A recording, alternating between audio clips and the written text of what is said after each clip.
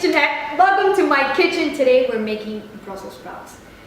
If you're not having this veggie, you need to include it. They're loaded with vitamin A, potassium, vitamin C, good amount of fiber, and they taste great if you make it the right way. So today, in today's recipe, we are going to make it with shallots and prosciutto. Yes, some people, you can do it with bacon, but we're gonna do it with prosciutto today. And when I say shallots, I know a lot of people have no idea what that is. This is how they come. They look like an onion.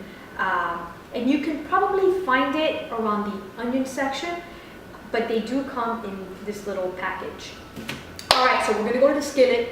We're gonna start with 2 teaspoons of olive oil, and we're gonna start grilling the shallots and prosciutto.